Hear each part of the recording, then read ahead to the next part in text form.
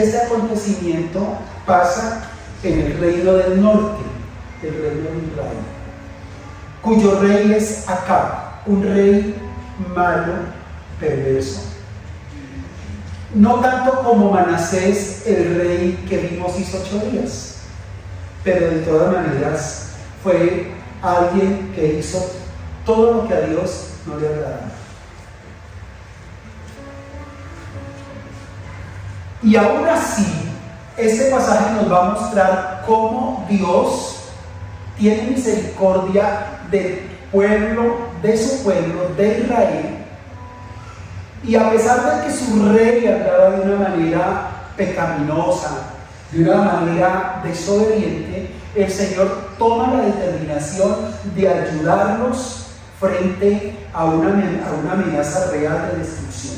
¿Por qué? Porque el rey de Siria, una nación vecina, se levantó contra ellos. Su rey Ben-Hadad, así se llamaba, tomó la determinación de sitiar la ciudad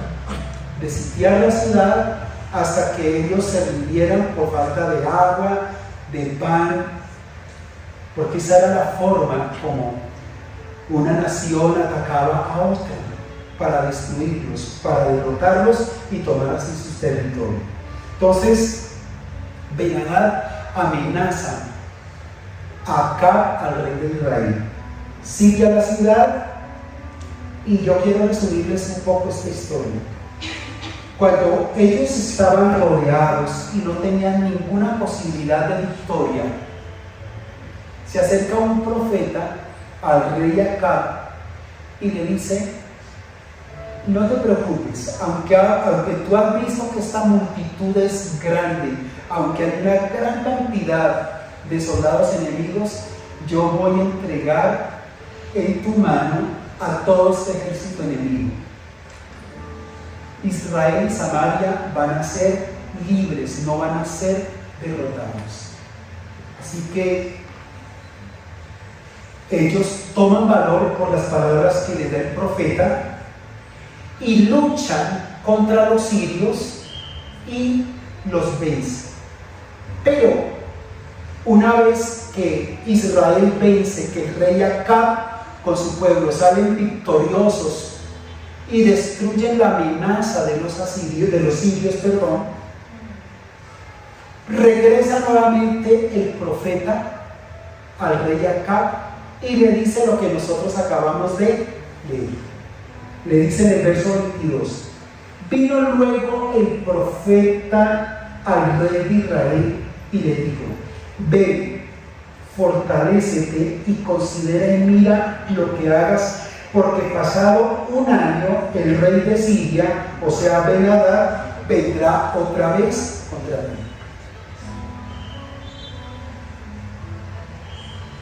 Se acerca el profeta y lo advierte, le dice: bueno, ustedes ganaron, celebren, porque ganaron, yo les di la victoria, pero no se queden sobre los laureles. ¿Por qué? Porque ese rey que fue derrotado, él no se va a ir contento, él va a volver otra vez para intentar destruirlos. Ellos están muy interesados en que Israel sea totalmente aplastado. Así que el Señor le dice: fortalécete, es decir, reacomoda tu ejército. Otra vez, dales uniformes nuevos, dales armas, dales provisiones, siguen entrenando la milicia, siguen preparándose, porque en un año ese rey va a volver y no los va a dejar tranquilos. Y aparte le dice: y mire cómo vas a andar delante de mí. ¿Por qué? Porque el rey Acab era un rey torcido, perverso, malvado, que no había hecho lo bueno delante del Señor. Y a mí me parece que este texto ya tiene un mensaje para nosotros muy hermoso, y es que Dios, a pesar de que el ser humano se ha portado tan mal, el Señor Dios de la gloria sigue esperándolo, lo sigue amando y anhela fervientemente de que los perversos se vuelvan a Dios. No celebraron, pero a mí sí. ¿Por qué? Porque esa es la historia de nuestra vida. ¿Cuántas oportunidades Dios nos dio? Muchas, ¿cierto? Muchas. Nosotros fuimos rebeldes. ¿Cuántas veces el Señor envió mensajeros que nos hablaban de parte de Él y nosotros cerramos nuestros oídos, no abrimos el corazón? Y después de tantas veces, por su gracia y su misericordia, usted y este ser que les habla acá, abrimos nuestro corazón a Él. Amén. Y fueron muchas veces que Dios insistió. Usted lo recordará. ¿Cuántas veces usted le cerró la puerta a una persona que era un mensajero de Dios? Muchas veces. Pero Papito Dios conquistó su corazón y por eso estamos acá enamorados de Él. Así que, mis hermanos,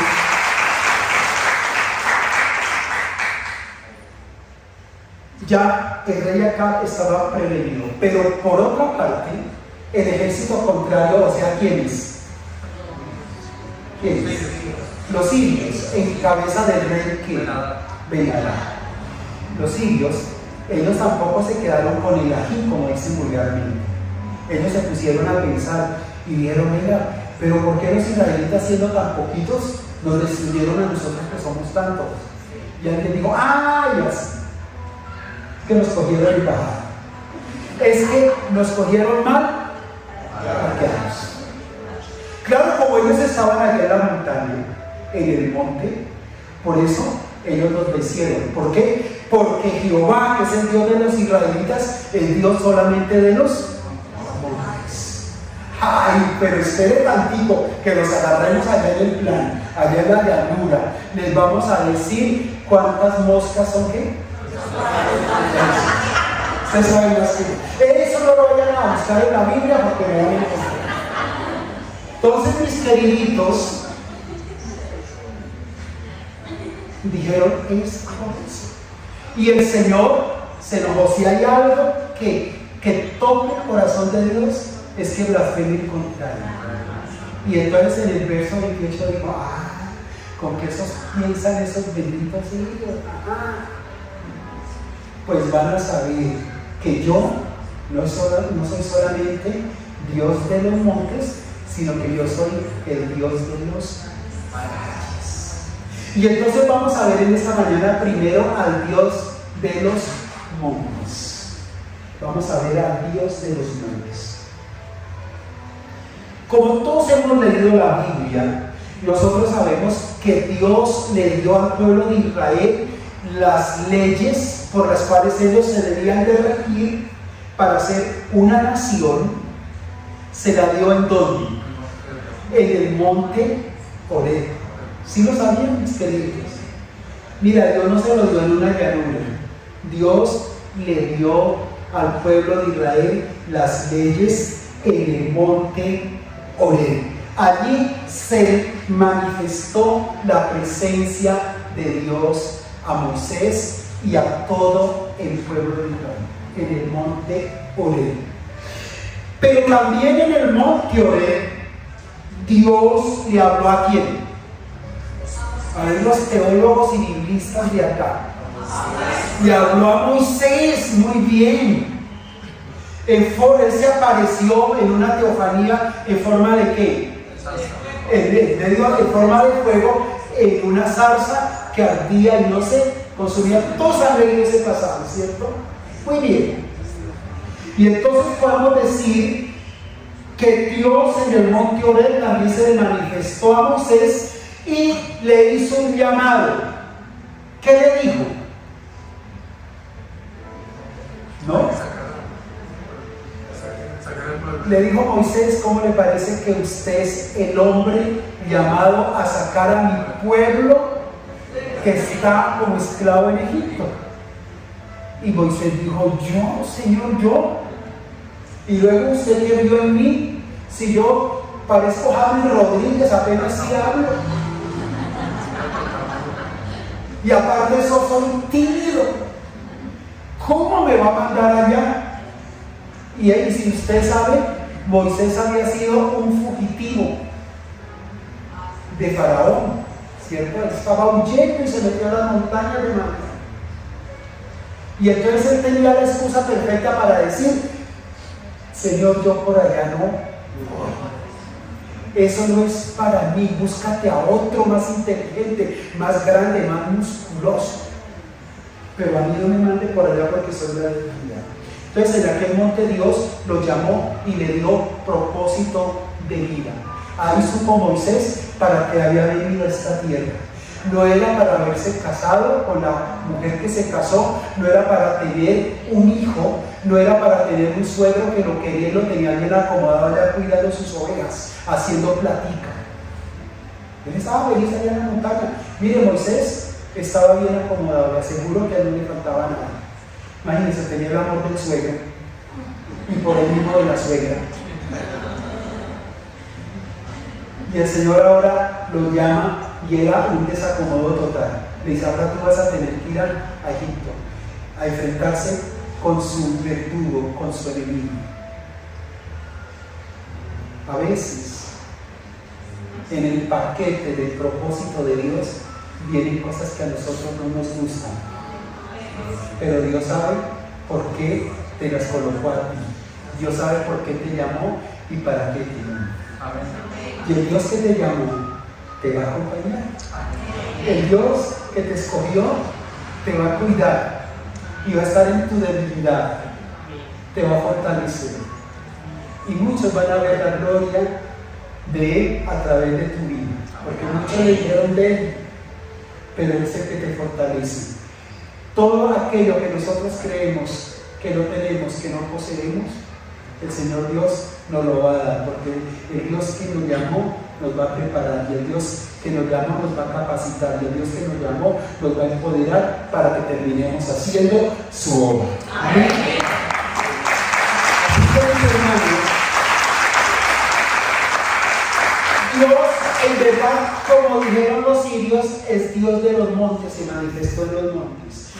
Luego, posteriormente de eso, en el monte Gerizim y en el monte Ebal, cuando ya el pueblo ha salido de la esclavitud, y en este momento ya su líder es Josué, que los introduce en la tierra prometida, allí, antes casi que de empezar a conquistar, Dios le dijo a Moisés que debía de leerles nuevamente esa ley que les dio en el monte Horeb, pero ya iba a ser leída en esos dos montes que estaban así, uno al frente del otro, monte Gerizim, monte Ebal. Y le dijo, vuelve a leerles allí la palabra. Y allí fueron leídas las promesas de bendición y las promesas de maldición si no cumplían los estatutos y los mandamientos del Señor. En el monte Gerizim se leyeron las bendiciones y en el monte Ebal las maldiciones, que implicaba no cumplir su ley. Entonces estos dos montes tienen que ver también con mandamientos de Dios para los hombres. Pero en aquellos dos montes, después de que se leyó la ley de Dios, el pueblo se comprometió y pactó de obedecer los mandamientos del Señor. En esos dos montes. Pero hay otros montes, mis queridos. En el monte Carmelo, Elías ofreció sacrificio de adoración a Dios. Y allí hizo juicio contra los sacerdotes de Baal, que Jezabel, esposa de Acab, los sostenía. Entonces allí en el monte Carmelo se ofreció un sacrificio de fe, de un solo hombre, de un profeta. ¿Cómo se llamaba él? El profeta Elías, que retó y desafió a todos los profetas de Baal. ¿Saben, mis queridos? Podrán ser muchos que se levanten en contra tuya, pero si tú has honrado a Dios, si tú te has mantenido firme en obediencia y caminando con Dios, esos muchos van a ser derrotados, no por ti, sino por el Señor Dios. Amén. Que le dará el poder para vencer.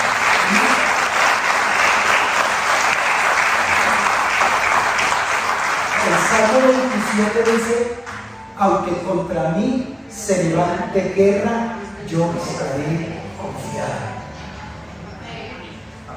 Dice, muchos son mis angustiadores, decía el salmista, pero de todos ellos me librará el Señor. Entonces, mis hermanos, allí en aquel monte Dios le dio victoria a Elías, recibió el sacrificio de adoración que él hizo y enjuició a todos aquellos idólatras que se habían desviado de sus caminos. Hay otro monte famoso que está en Jerusalén. ¿Cuál es? Ya en nuestro tiempo, un poco más cercano. A ver, pistas. Allí Jesús pronunció el más elocuente de todos los discursos, el monte de los olivos. Recuerda que allí el Señor habló y dio las bienaventuranzas. Y en ese mismo monte, ¿qué pasó?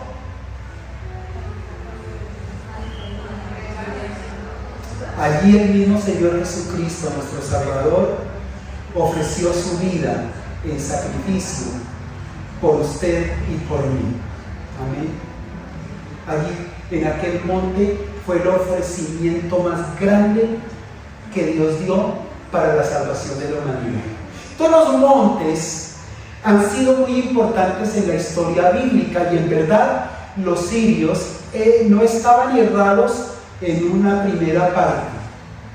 Los sirios tenían razón en su teología. Dios es Dios, ¿de dónde? De los montes.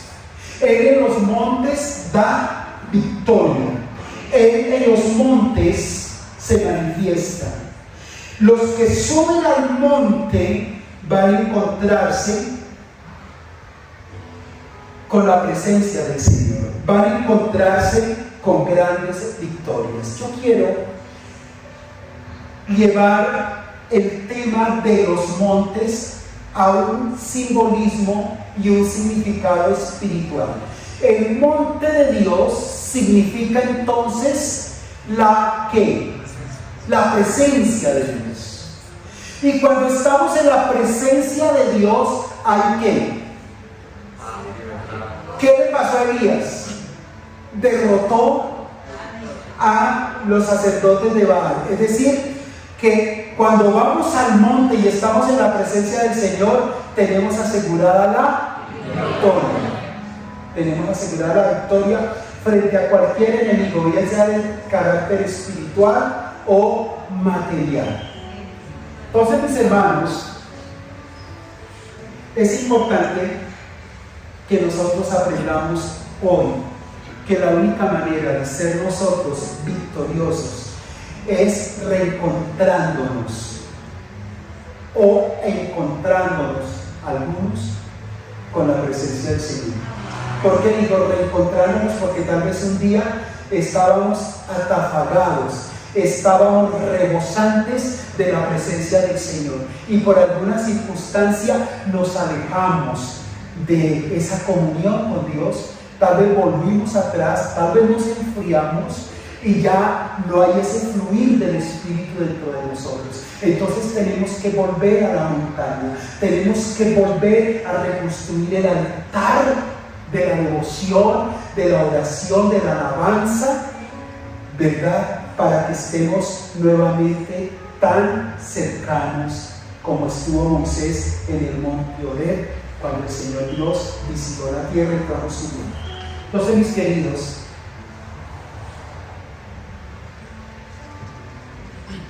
si yo les digo, tenemos que volver hoy al monte de Dios, lo que les estoy diciendo es, vuelva a Dios de todo corazón. Si te has enfriado, si te has desanimado, si por algún mal testimonio, si por alguna petición que Dios no te ha respondido, te desanimaste, vuelve nuevamente hoy. Retoma el camino. Mire, yo le voy a decir a todos los que están aquí. Yo sé que Dios no me deja mentir, porque es verdad lo que yo les digo. Esta mañana nos predicaban que nosotros fuimos predestinados para caminar con Dios. Y yo creo que usted fue escogido, predestinado, llamado, elegido para caminar con Dios. Ese es tu destino y no tienes otro.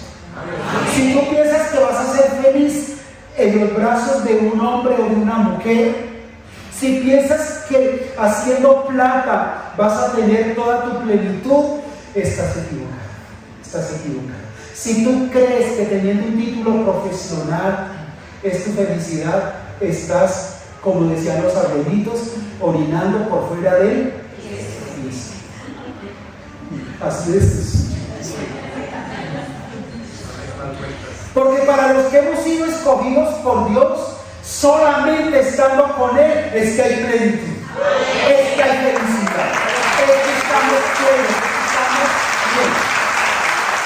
Así que no perdamos tiempo en los barrancos, en los valles o en otros lugares. Vayamos al monte, al encuentro con el Señor. Vuelve a la comunión con Dios. Vuelve a enamorarte de Dios. Vuelve, dígale, Señor, yo voy a subir al monte y no me bajaré de él hasta que tu presencia me irradie, me llene, me satisfaga, me embriague. Yo no quiero seguir viviendo una vida sin ti, porque cuando estoy sin tu presencia, soy un candidato al fracaso y a la derrota. Tengamos presente eso, mis queridos. Samaria está ubicada sobre una cadena montañosa. Cuando Ben-Hadad y su ejército vino y la asedió, aún así Samaria estaba arriba y los venció, obviamente porque Dios estaba con ellos, pero estaban en una posición geográfica óptima para la guerra. Históricamente se sabe que los que dominan las montañas tienen, digamos, una visión total de los enemigos. Por eso, en la época medieval, los señores feudales que tenían tantos enemigos hacían sus fortalezas, sus castillos en las montañas, en lugares exugnables para que no fueran asediados y vencidos por sus enemigos. Y cuando algún osado enemigo se atrevía a buscar cómo derrotarlos desde arriba, les quedaba mucho más fácil. Cuando tú estás en la presencia del Señor, cuando estás en el monte, estamos entendiendo la dinámica, ¿cierto? Cuando tú estás en el monte, es decir, cuando tienes una comunión con el Señor y todo fluye, se abren los ojos espirituales y desde arriba puedes ver quién es tu enemigo, lo puedes dimensionar y lo puedes acabar. Porque la presencia del Señor empieza a llenarte, a cubrirte, y hay un texto que dice que si Dios es por nosotros, ¿quién contra nosotros? Por eso Él lo dice. Ahora, hay un problema, y es que aunque los sirios tenían razón en decir que Dios era Dios de los montes, porque Él se manifiesta a todos aquellos que van a los montes, sin embargo, en la teología de ellos había un error. ¿Sabe cuál era el error? Que ellos no creían que el Dios de Israel fuera también Dios de dónde? De los valles.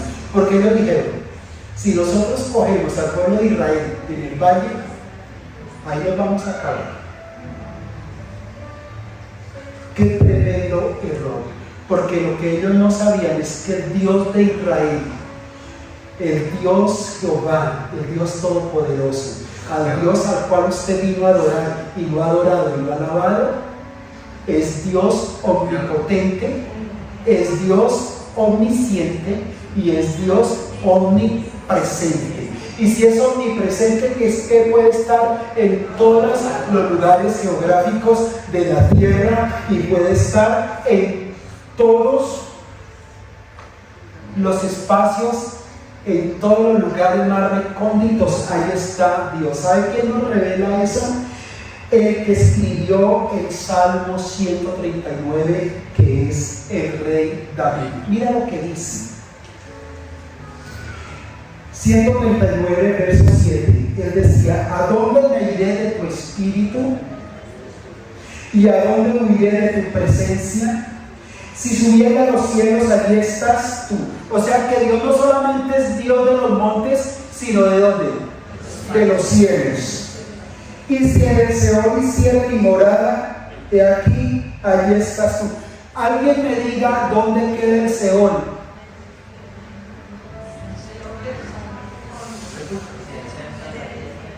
¿Dónde queda el Seol, mis hermanos?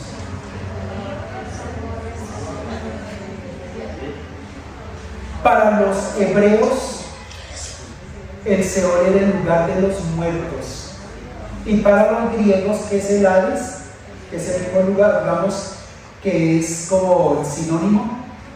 Para ellos también era el lugar donde moran y habitan los muertos. ¿Sí? Ahora, toda persona que muere van al Hades o al Seol. Seol hebreo, Hades griego. Pero se refiere a ese lugar a donde van los muertos. ¿Se acuerdan que por ahí Marvel estaba toda angustiada porque tenía una canción que decía ¿a dónde van los muertos? ¿A dónde van? Entonces, si Marvel nos está escuchando, le vamos a liberar de la angustia. Los muertos van ¿a dónde, mis queridos? Pero el tema es que nosotros no sabemos dónde es el Señor. O si alguien lo tiene ya muy claro, me lo avisa, que eso nos va a ayudar para las clases de escatología.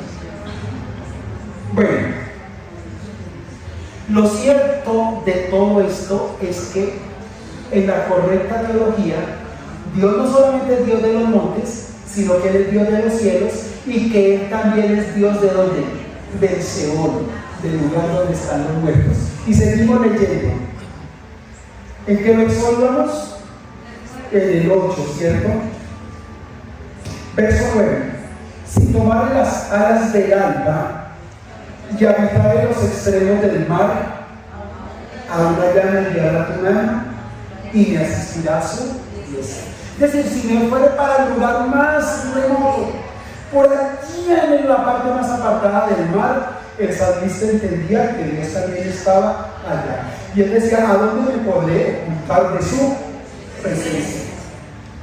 Si dijere, ciertamente las tinieblas me encubrirán, aún la noche resplandecerá alrededor de mí. Aún las tinieblas no encubren de ti, y la noche resplandece como el día. Lo mismo son las tinieblas que la luz. Porque tú me formaste mis entrañas, tú me hiciste en el vientre de mi madre. Te alabaré porque formidables y maravillosas son tus obras. Estoy maravillado y mi alma lo sabe muy bien. No fue encubierto de ti mi cuerpo, bien que en lo oculto fui formado y entretejido en lo más profundo de la tierra. Mi embrión vieron tus ojos y en tu libro estaban escritas todas estas cosas. Dicho de otra manera, Señor, no hay metedero, no hay escondedero donde me pueda ocultar que tú no me veas. ¿Por qué? Porque Dios es omnisciente. Él sabe dónde tratas de esconderte. Nunca procures esconderte de Dios porque jamás se le podrá esconder. Téngase bien presente.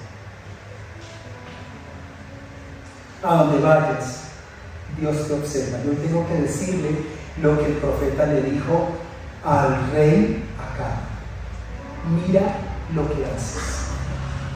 Mira cómo andas. Mira lo que haces en tu secreto. Porque aún allí Dios te observa. Pero yo quiero quitarte esa presión y esa carga. Dios te está observando no para decir, venga a ver qué está haciendo este sinvergüenza. ¿A dónde se me va a meter? Porque yo lo conozco, es tremendo. ¿Cómo le ha costado consagrarse? Él no va con esa mirada. Porque la mirada de él es una mirada misericordiosa. ¿Y sabe? Yo creo que en la mente de Dios, y si yo voy a fijar sobre él, porque es mi escogido, porque es mi escogida, porque yo la amo, porque es mi hijo. Por si se cae por allá en un hueco, entonces yo lo puedo levantar, lo puedo ayudar, lo puedo auxiliar. Sabiendo eso, no aproveche este conocimiento para ir de hueco en hueco y caer. Y cuando hablo de hueco en hueco es de pecado en pecado, sabiendo que los buenos ojos de Dios te están mirando con misericordia. Cuidado. ¿Por qué? Porque el rey Acab terminó mal. Dios le dio 2 oportunidades.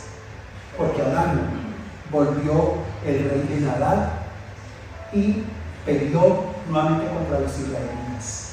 Y Acab volvió a vencer. No Dios por Acab, sino por el amor que le tenía al pueblo de Israel, a ese pueblo que gobernaba. Pero la historia de Acab nos cuenta que él murió bajo juicio de Dios. Bajo juicio de Dios. Mis queridos,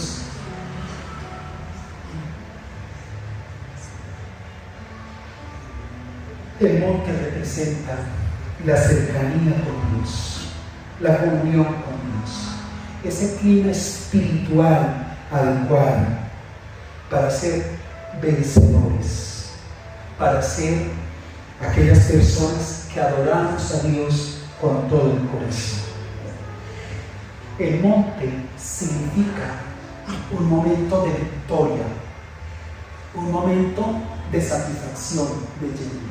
El alpinista es aquella persona que se ha dedicado a escalar los montes, ¿cierto? Un alpinista, ese es un escalador. ¿Y cuál es la máxima felicidad de un alpinista? Llegar a la cima y clavar la bandera. ¿Cuál es el monte más alto? A ver, los que estudiaron bachillerato, ¿cuál es el monte más alto de la tierra? Muy bien, el Everest. Y voy a ir un poquito más allá. ¿Cuántos metros tiene el Everest? ¿Cuántos, hermano? 8.848. Ok, 8.848. Casi a la altura por donde van los aviones, ¿cierto? Qué tremendo, ¿no? Muchos alpinistas han muerto allí, es decir, han morido allí. Han quedado allí congelados. Y son muy pocos los que han llegado, pero esa es la máxima felicidad. Déjenme decir que hay hombres y mujeres alpinistas que han nacido y su propósito único de vida es escalar el monte Everest. Y el que sigue, que está en Argentina, que es el monte Aconcagua, si no estoy mal. Por allá en África hay el Kilimanjaro, pero creo que es el Aconcagua. Y bueno, esta es la máxima victoria para ellos. Y cuando están allí, sienten que están realizados, que están plenos. Escuchen esto. El Señor Dios, que es Dios de los montes, es ese Dios que está ahí con nosotros cuando reímos, cuando cantamos, cuando celebramos, porque todo nos fluye, porque todo va bien, porque nuestro ministerio está fluyendo poderosamente, porque nuestra economía está como nunca, porque mi relación matrimonial está una maravilla. Piquito para allá, piquito para acá, abracito viene, abracito va. No hay peleas, no hay desavenencias, todo el nido, y con los hijos, esos chinos fluyendo allá en el colegio, no hay quejas. Cuando voy por los boletines, primer puesto, y de ahí no se bajan nuestros hijos. Es como que todo es perfecto. En la universidad paso todos los semestres, me va súper bien, y así como voy a sacar una tesis laureada. ¿Qué más quiere este pechino? ¿Cierto? Entonces el Dios de los montes es cuando también hay bendición y cuando, digamos, más nos demoramos en soltar la petición que el Señor le responderá. ¿Usted ha vivido esa experiencia? Yo también he pasado momentos que estoy allá en el clima, lo más hermoso, y a veces decimos: ay Señor, ¿por qué nos bendice tanto? ¿Se le ha preguntado alguna vez?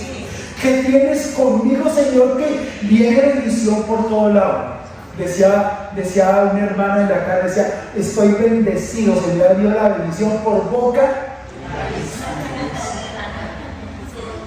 Pues ese Dios que te bendice por boca y nariz, que está en tus celebraciones, que está en tus conquistas, también es el Dios de los valles. Allí donde hay muerte, donde hay derrota. Quiero compartir con ustedes un texto que está en el libro de Ezequiel. Ustedes recuerdan que el Señor llevó al profeta Ezequiel a un valle. ¿Sí se recuerda? La mano de Jehová vino sobre mí y me llevó en el espíritu de Jehová y me puso en medio de un valle que estaba lleno de ¿qué? De huesos. Y me hizo pasar cerca de ellos por todo el redal. El Señor se inventó unos paseos, ¿cierto? Y le dio un paseo para sus hijos. Vamos a pasear, tómame de la mano, lo voy a llevar para que observes un paisaje increíble. ¿Y en dónde te ves? Cuando abres los ojos. Porque el Señor le dice, a ver, no te voy a vendar los ojos porque esto es una sorpresa. Y cuando abres los ojos, estás en medio de ¿qué? En un panorama de muerte, mis hermanos. ¿De qué? De huesos secos. Eran muchísimos sobre la faz del campo y, por cierto, secos en gran manera. Y me dijo, hijo de hombre, ¿vivirán estos huesos? Y dije, Señor Jehová, tú lo sabes. Qué lindo, ¿verdad? Yo no sé, Señor. El único que sabes eres tú. Yo lo único, Señor, que sé es que tú tienes el poder para que sigan secos o para qué. ¿Y qué más sigue diciendo? Verso 4, me dijo entonces, profetiza sobre estos huesos y diles, huesos secos, oíd palabra de Jehová. Así ha dicho Jehová el Señor a estos huesos. He aquí, yo hago entrar espíritu en vosotros y viviréis. Los valles, siguiendo la teología de los sirios, es un lugar de derrota para el pueblo de Dios. Allí el enemigo dijo, allí los haremos trizas. Y en el valle a donde está ahora Ezequiel llevado por Dios, le está mostrando un panorama de muerte, sombrío, tenebroso.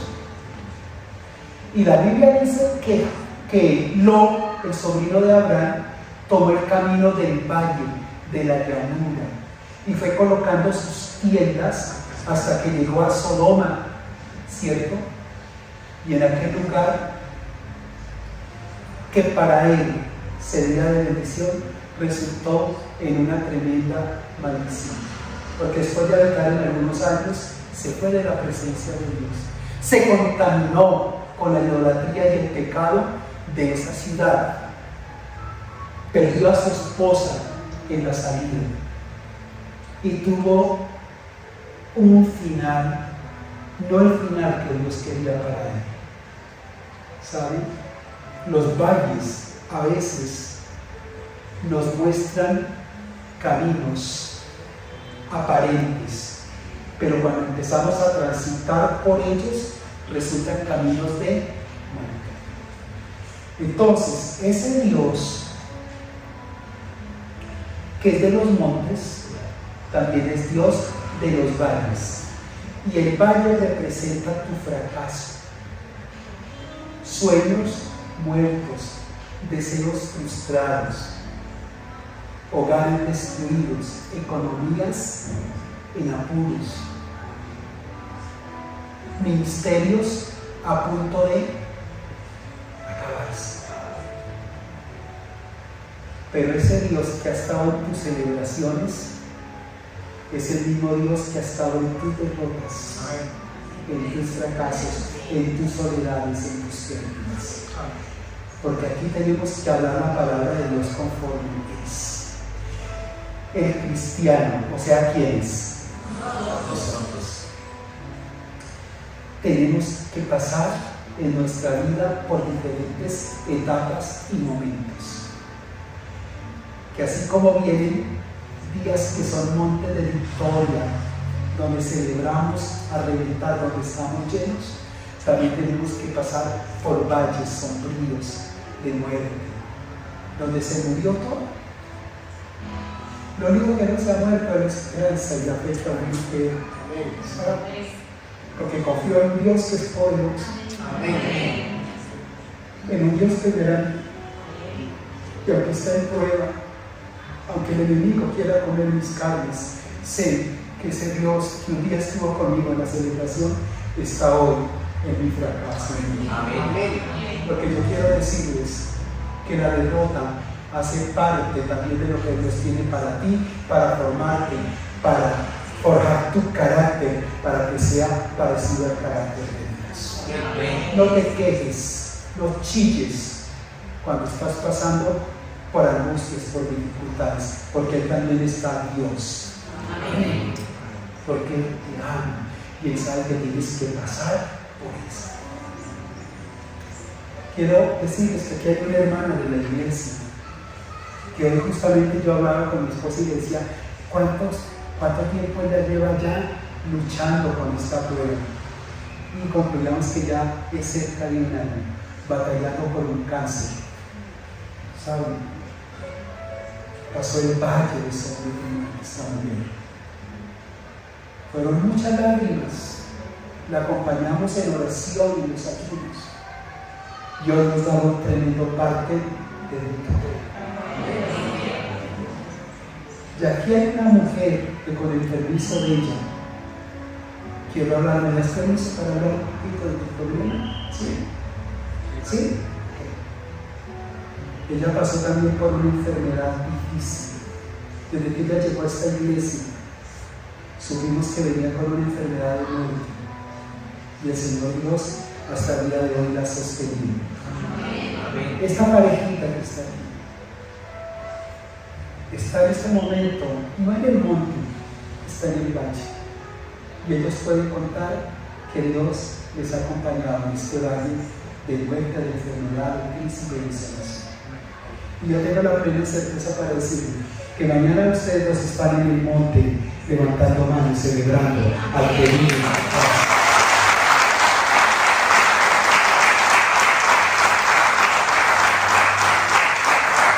El Dios de tus montes, de tus victorias, de tus celebraciones, el Dios cuando estamos rebosando, que estamos empoderados, que nada más pensamos en orar, ya abrimos la boca y ya está la presencia de Dios haciéndonos vibrar. Es el mismo Dios que acompañará cuando estemos aquí, porque la vida humana es de subidas y de bajadas.